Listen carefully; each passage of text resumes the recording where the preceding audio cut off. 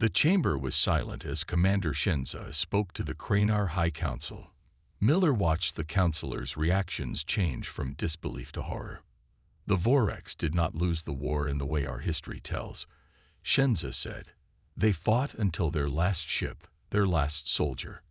They never surrendered. But we won, the lead counselor insisted, his voice uncertain. Did we? Shenza asked. The Vorex civilization ended, yes. But the war cost us half our fleet, 3 colony worlds, and nearly collapsed our economy. He walked to the main screen and showed more battle footage, this time of humans fighting Cranar forces across different worlds. Humans are like the Vorex in their endurance and will to fight, Shenzo continued, but they are worse in 3 important ways. He held up one clawed finger. First, humans can sustain higher casualty rates than the Vorex ever could. Their bodies can survive conditions that would kill any Cranar. A second finger rose. Second, they operate under more extreme conditions. They can adapt to environments we cannot survive in without technology. The third finger extended. And most terrifying, humans possess psychological traits that make them willing to sacrifice everything for victory. Shenza gestured to Miller and his team with their dead man switches. Look at them. They came here ready to die if it meant completing their mission. One counselor stood. If what you say is true, why should we not destroy them now, before they become stronger? Miller stepped forward. Because we don't want to destroy you. We never did. He nodded to Dr. Martinez, who activated her tablet. On the main screen appeared research she had compiled from Shenza's data. Our species are different, she explained. Where humans excel at endurance and adaptability, the Cranar possess precision and technological innovation beyond our capabilities. She showed diagrams of Cranar and human physiology side by side. Your minds can process complex calculations instantly. Your fine motor control allows you to build technology we can barely understand. But you can't skip sleep for days like we can. You can't ignore pain like we can. Different, the lead counselor said slowly. Not better or worse. Exactly, Miller agreed. This war benefits neither of us. We should be learning from each other, not fighting. The council members looked at each other, communicating silently in the way Cranar could. Finally, the lead counselor spoke. We will consider peace, he said, but how can we trust a species that is so? He searched for the word. So unlike us, Shenza answered, because they came here today not to threaten, but to understand. They could have continued fighting. Instead, they seek peace. 3 weeks later, Miller stood beside Admiral Daniels as she signed the peace treaty with the Cranar Confederacy. The document established boundaries and cooperative projects that recognized the strengths of both species. After the ceremony, Miller found Shenza looking out at the stars from an observation deck. Your people no longer joke about human myths, Miller said. Shenza made his grinding laugh. No, now they study human truths. What will you do now? Miller asked. The council has approved my proposal for a joint training program. Shenza replied. Humans and Cranar working together, learning from each other. Miller smiled. They want me to help run it from the human side.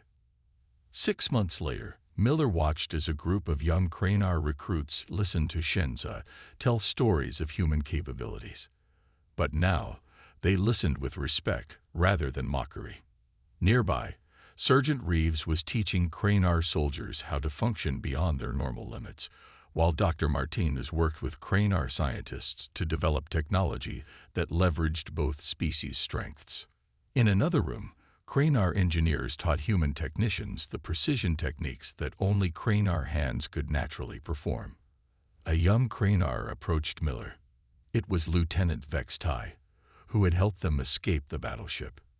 Captain Miller, Vex Tai said, a new ship has been detected entering our space. Unknown species. Miller nodded and followed him to the command center. On the screen was a strange vessel unlike any he had seen before. Shenza joined them, standing beside Miller as they prepared to face this new challenge. Think they've heard any myths about humans and Kranar? Miller asked. Shenza's eyes showed what might have been a smile. If not, they will soon learn the truth. The capture of the Kranar command ship changed everything. For the first time since the war began, the Kranar High Command requested talks. 2 days after the battle at Proxima Station, Miller sat in a small room on a neutral space station. Across from him sat Commander Shenza, no longer a prisoner but now the official representative of the Kranar Confederacy. Your victory was impressive, Shenza said. The High Command has finally begun to listen to my warnings. But they don't fully believe you yet, Miller guessed. Shenza made the grinding sound that passed for Kranar laughter. No, they think the battle was lost due to poor strategy, not human capabilities. Miller leaned forward. Then we need to show them the truth. Over the next few hours, they formed a plan. Shenza would arrange a meeting with the Kranar High Command. Miller and his team would attend to demonstrate human capabilities firsthand. Admiral Daniels was skeptical when Miller explained the plan. You want to walk into the heart of Kranar territory? She asked. How do you know this isn't a trap? Shenza could have killed us many times, Miller replied. He wants to end this war as much as we do.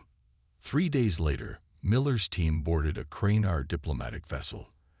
As they traveled deeper into enemy space, Dr. Martinez continued studying Shenza's research. The Vorex, she said quietly to Miller. I've been reading about them. Shenza wasn't entirely honest with you. Miller looked at her. What do you mean? The records show the Kranar didn't actually defeat the Vorex, Martinez explained. The Vorex fought until their civilization collapsed. They depleted all their resources, continuing a war they couldn't win. They destroyed themselves, Miller said, understanding now. Martinez nodded. And Shenza fears humans will do the same, or worse, that we'll take the Kranar down with us. The Kranar homeworld was beautiful from orbit, swirling blue and green like Earth, but with larger oceans. The High Command Center was built into a mountain range visible even from space. Miller, Martinez, Reeves, Winters, and Garcia stood before the 7 members of the Kranar High Command. Shenza stood to the side, his position unclear, neither fully with his people nor with the humans. You claim your species possesses abilities we consider impossible, the lead counselor said. His scales were pale with age, his voice deep and skeptical. Commander Shenza has made these claims for months. We don't just claim it, Miller replied. We've proven it repeatedly in battle. Coincidence and luck, another counselor said dismissively. No species can function beyond their biological limits. Shenza stepped forward. Show them the battle footage. On a large screen, videos played showing humans fighting for days, continuing despite injuries, pushing beyond what the Kranar considered possible. Propaganda, the lead counselor said, waving a clawed hand. Miller looked at Shenza, who nodded slightly. It was time for the final demonstration. Before coming here, Miller said, my team and I took certain precautions. He opened his uniform to reveal a small device attached to his chest. His team did the same. These are dead man switches, Miller explained. If our hearts stop beating, they explode. The combined blast would destroy this entire chamber. The council members stood in shock. You brought weapons into this sacred chamber, one shouted. No, Miller replied calmly. We made ourselves into weapons. Shenza stepped forward. This is what I've been trying to tell you. Humans will sacrifice themselves without hesitation if they believe it serves their cause. The lead counselor's scales had paled even further. You would die just to kill us. We would die to protect Earth, Miller corrected, just as the Vorex were willing to die fighting you. Shenza moved to stand beside Miller. Now tell them the truth about the Vorex. Miller saw fear in the counselor's eyes as Shenza began to speak. The war hero finally revealed what he had learned from the Vorex War, the terrible truth he had been trying to make his people understand. Humans weren't just like the Vorex. They were worse. 1 month after their escape from the Cranar battleship, Captain Miller stood on the bridge of the Earth warship Defiant Asterisk. Through the main view screen, he watched the massive space station known as Proxima Station. It was humanity's primary military outpost in the neighboring star system, and now it was under attack. Dozens of Cranar ships surrounded the station, firing weapons that lit up space with blue and green flashes. Earth ships fought back, but they were outnumbered. Captain Miller, Admiral Daniel's voice came through his earpiece. "Is your team ready?" "Yes, Admiral," Miller replied. "Operation Endless is good to go." The plan they had developed was based entirely on Shenza's research. The Cranar could not fight continuously. Their biology forced them to rest for 6 hours after every 12 hours of activity. No exceptions. Humans had no such limitation. Miller's team boarded their small stealth ship, along with 20 other Special Forces teams. While the main battle raged around Proxima Station, they would slip behind enemy lines with a simple mission: never stop fighting.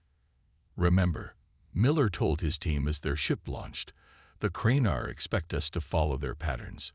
They'll attack for 12 hours, then expect us to rest when they do. Instead, we keep going." Their ship slipped past the Cranar blockade using technology developed from Shenza's data. They docked at a maintenance port on the massive Cranar command ship. "Oxygen levels good," Martins reported as they cut through the airlock. "Gravity slightly higher than Earth normal." They moved through the enemy ship quickly and quietly. Other teams were doing the same on 19 other Cranar vessels. The plan was to create chaos throughout the enemy fleet, preventing them from resting or regrouping. For the first 12 hours, they planted explosives, sabotaged systems, and avoided direct combat when possible. They watched as the Cranar grew increasingly frustrated by their inability to catch the human intruders. Then, as the Cranar battle shift ended and their rest cycle began, the humans stepped up their attacks. "They're completely unprepared," Reeves said as they easily overwhelmed a group of tired Cranar engineers. "They really can't function without their rest period." Miller nodded. This is what Shenza was trying to tell his people. By hour 36, Miller's team had fought continuously, taking only short breaks and rotating duties. They'd secured the engineering section of the command ship and disabled its main weapons. Reports came in from other teams. All across the Cranar fleet, humans were wreaking havoc while the aliens struggled to respond outside their normal patterns. During hour 50, Miller's team fought their way to the command deck. They were tired but still effective. The Cranar they encountered were shocked to see humans still functioning after so many hours. "How are you still fighting?" one Cranar officer asked as Miller's team took control of the bridge. "It has been more than 2 full cycles." Miller didn't bother answering. Instead, he ordered the officer to contact the fleet commander. On the main screen appeared a Cranar with elaborate armor and a shocked expression. "Who are you?" the commander demanded. "Captain Jake Miller, Earth Defense Force," Miller replied. "Your command ship is under our control. Your weapons are offline. We're prepared to self-destruct this vessel if necessary." The commander stared in disbelief. "Impossible. You would have had to fight for." He paused, calculating. No human could function that long. "Another Cranar myth about humans," Miller said with a tired smile. "We've been operating for over 50 hours now, and we can keep going." As the commander struggled to respond, a familiar figure moved into view behind him. "Commander Shenza," Miller said, recognizing the Cranar who had let them escape. Shenza looked at Miller with what might have been respect. "I warned them about your kind, Captain Miller. Perhaps now they will listen." The battle for Proxima Station turned that day, not because humans had better technology or more ships, but because of one simple fact. Humans could keep fighting when the Cranar could not. For the first time, the Cranar High Command began to fear these strange, enduring creatures called humans. Miller watched Commander Shenza carefully. The Kranar war hero seemed genuinely worried about the future of his species. It was strange to see fear in the eyes of an enemy. "If you're so concerned, why not end the war?" Miller asked. "I have tried," Shenzo replied. "My superiors believe victory is certain. They think humans are simply lucky, not," he searched for the right word, "not dangerous in the way I know you are." A loud noise from outside interrupted them. Alarms began to sound throughout the ship. "What's happening?" Miller asked. Shenza checked a screen on his wrist. His scales paled slightly.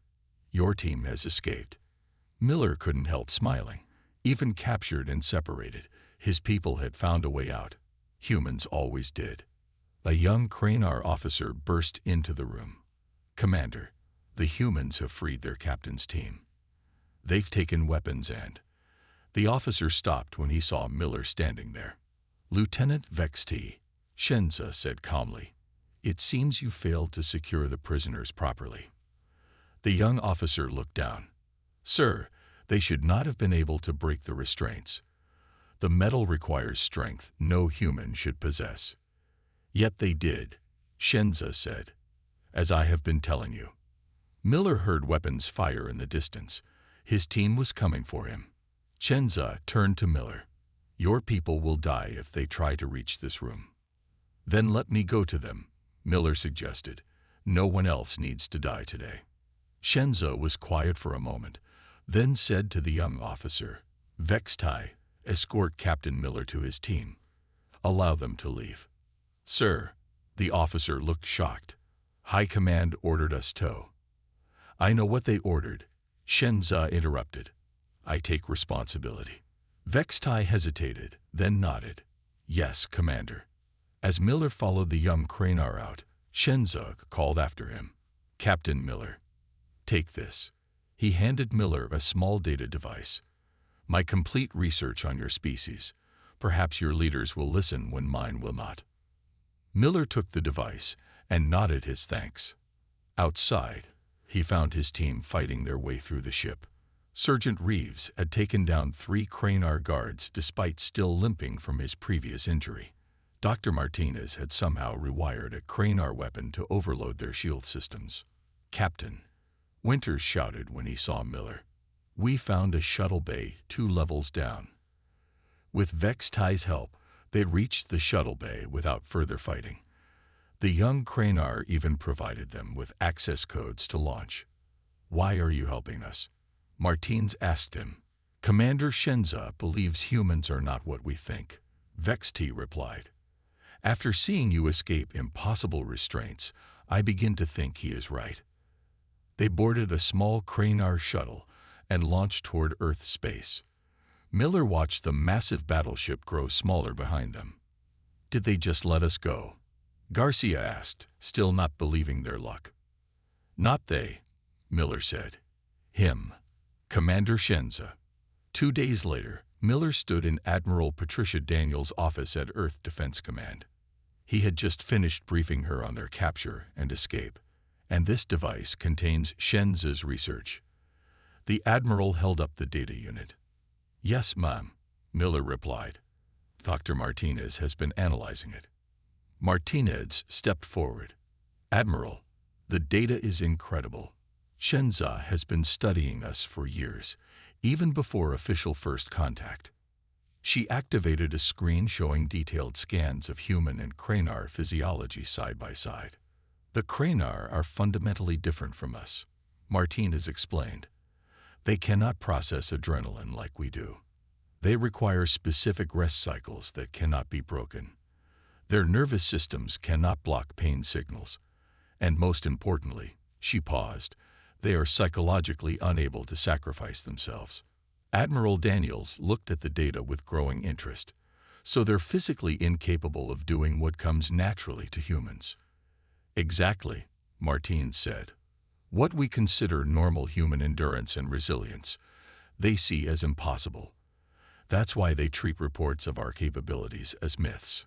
The Admiral's eyes narrowed as she considered this information. "This gives us a significant advantage." Miller thought about Shenzo's warning. "Yes," he said quietly, But it also means they'll never stop fighting until they understand what they're truly facing. The war between humans and the Kranar Confederacy grew more intense over the next 3 months. Earth forces won battles they should have lost, surprising the technologically superior aliens time after time. Captain Miller's team had become legendary. They specialized in missions others called impossible, using the Kranar's misconceptions about humans to their advantage. But luck doesn't last forever. Miller's team was on a mission to gather intel about a new Kranar weapon when everything went wrong. They were ambushed, surrounded by dozens of Kranar soldiers who seemed to know exactly where they would be. Down, Miller shouted as energy weapons fired from all directions. Garcia took a hit and fell.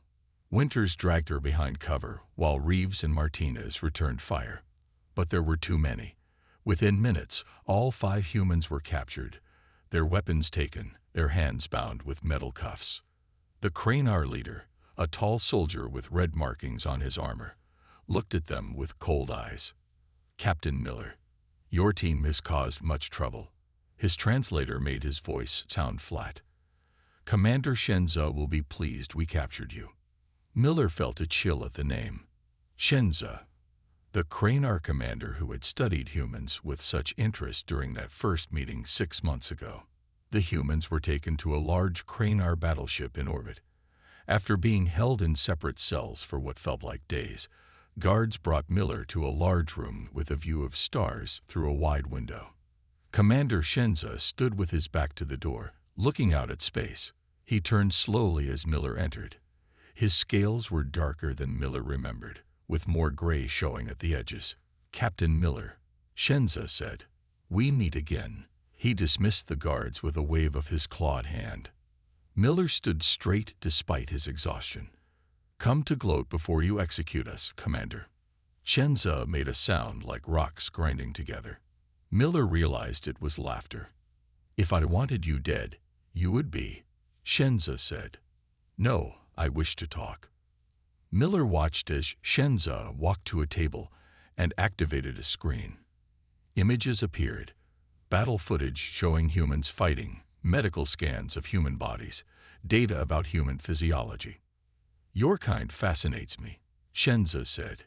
"You should not be able to do what you do." "What do you mean?" Miller asked.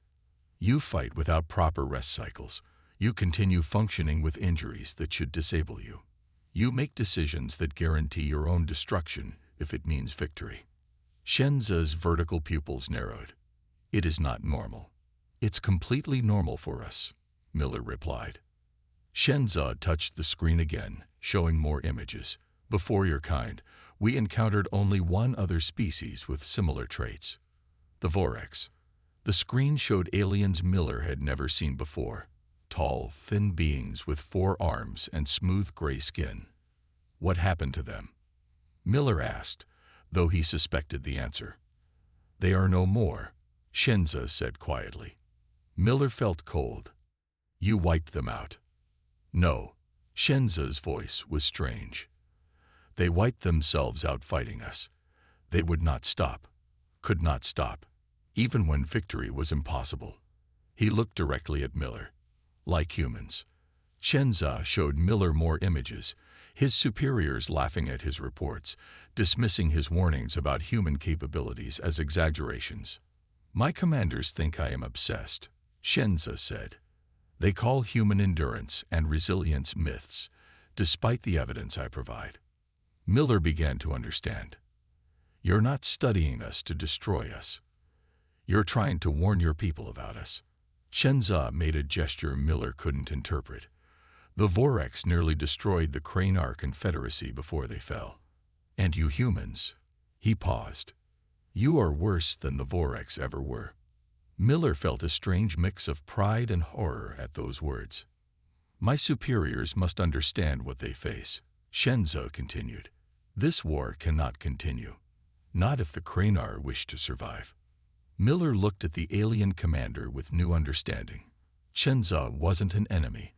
He was the only Kranar who truly understood humans, and he was terrified of what he knew. Alarms screamed throughout the Kranar outpost as Captain Miller and his team ran down the corridor.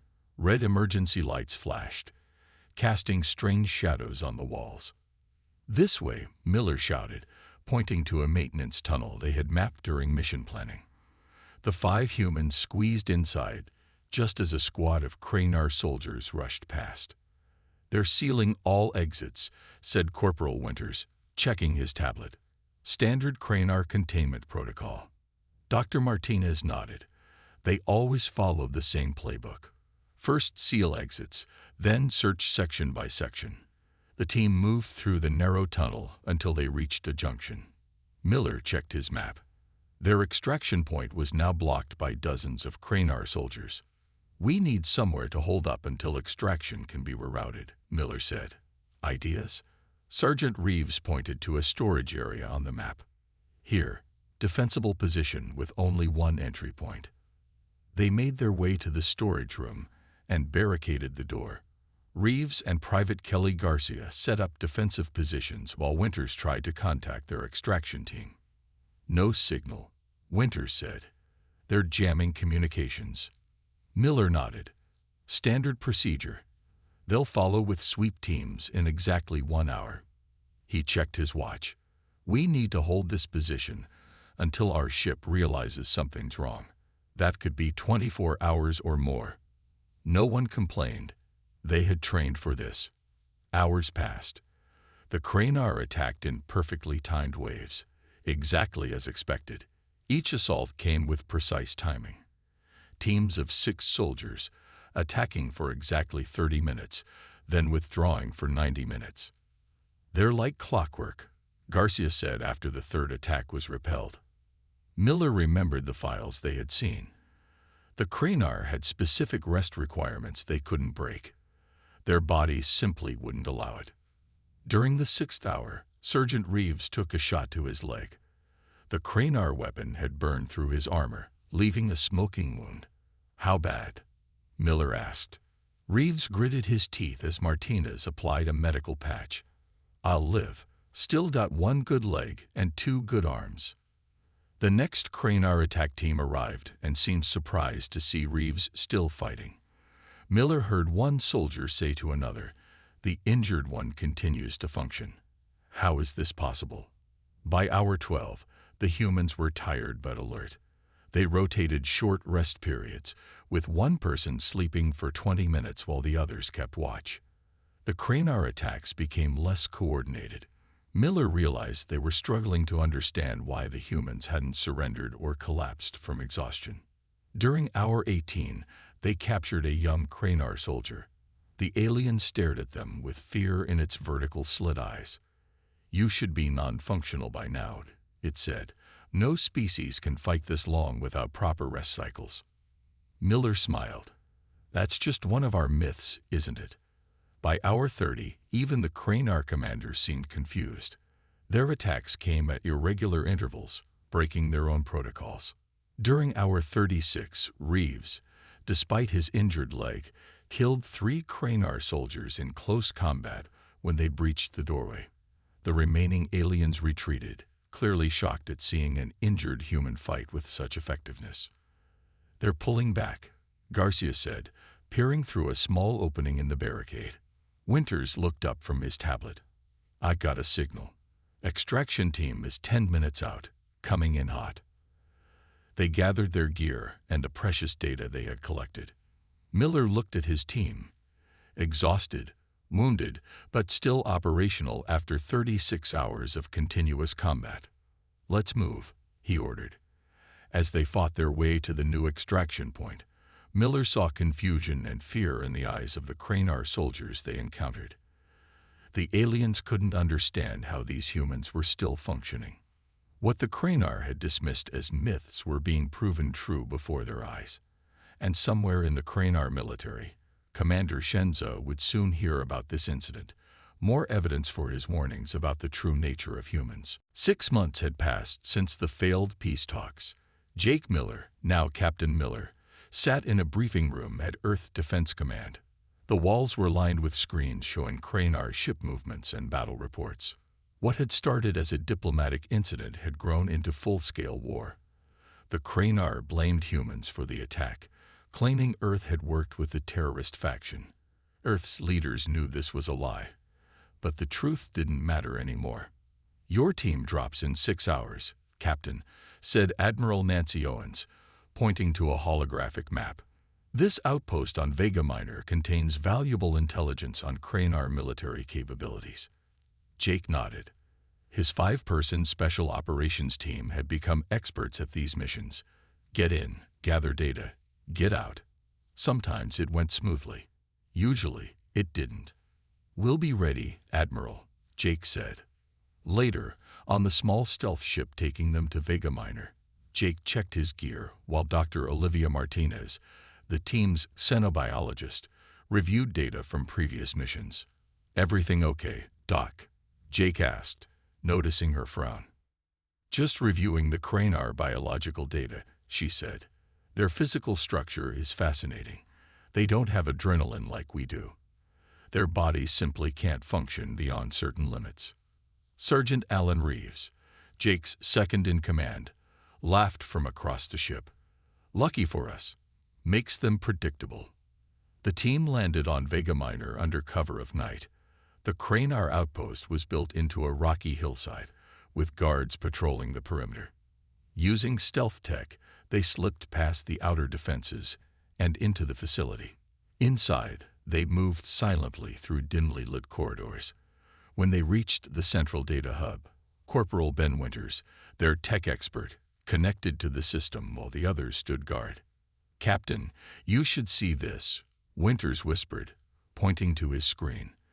"They have an entire database about humans." Jake looked over his shoulder. The files were organized by categories: human physical limitations, human psychological weaknesses, and human myths. "Download everything," Jake ordered. While the data transferred, Jake opened some of the files.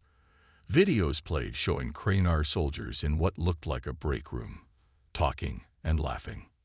One Kranar spoke to the others. "My unit captured a human last week. Command says they can fight for days without rest, but this one collapsed after 30 hours. The other aliens made hissing laughs. Next they'll tell us humans can regrow limbs." Another video showed different Kranar soldiers. "I heard humans can continue fighting with multiple injuries," one said. "Pure propaganda. Nothing can function with that much damage."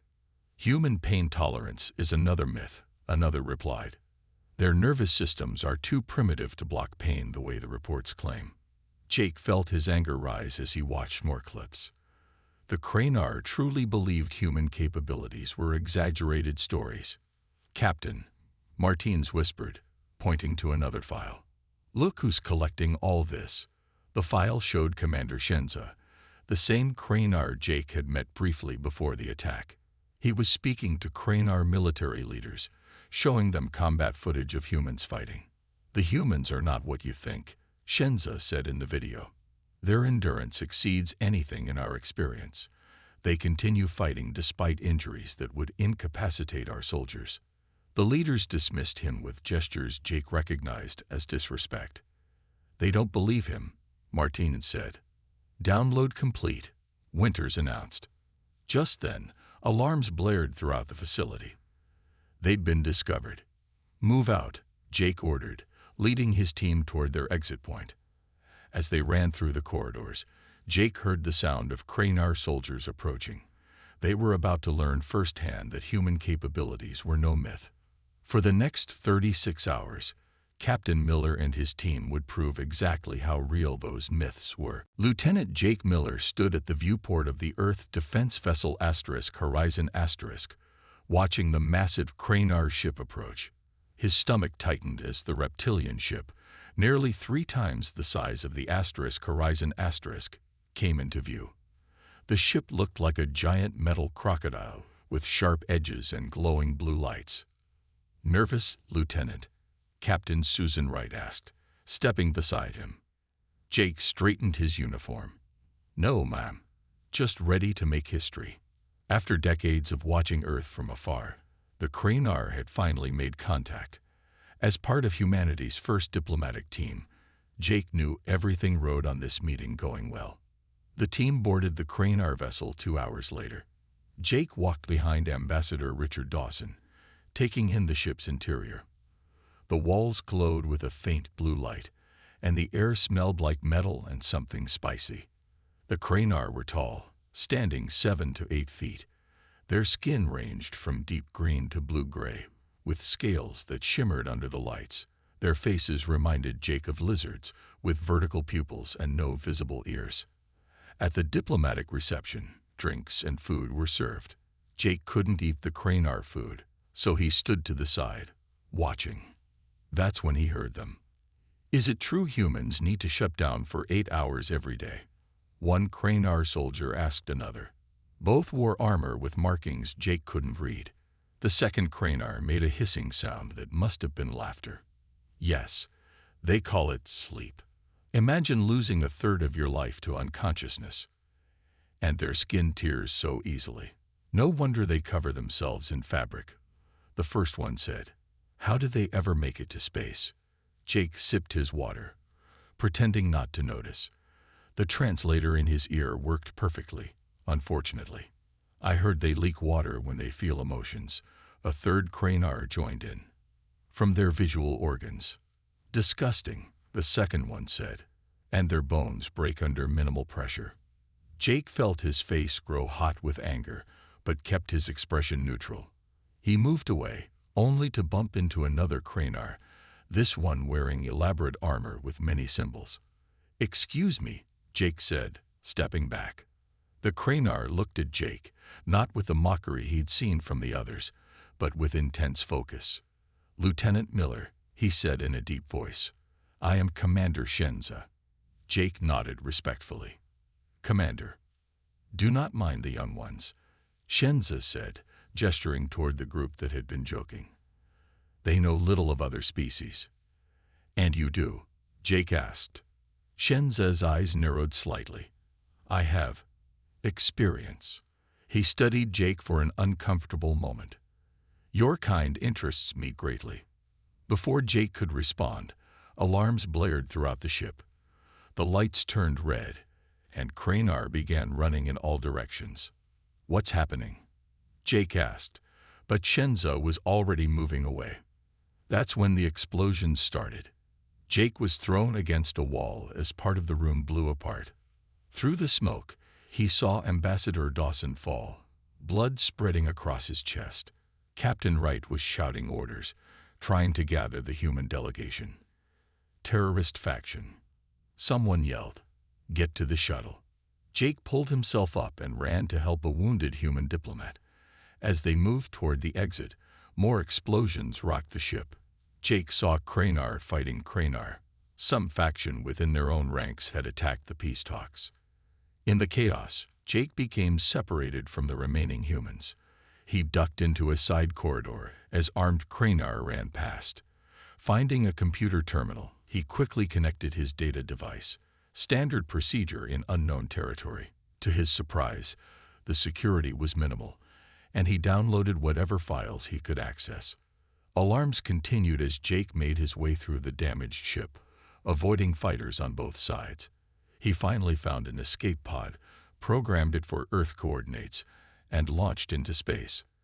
As the pod sped away from the massive ship, Jake looked at the device in his hand. Whatever was on it might explain why some Cranar wanted this meeting to fail.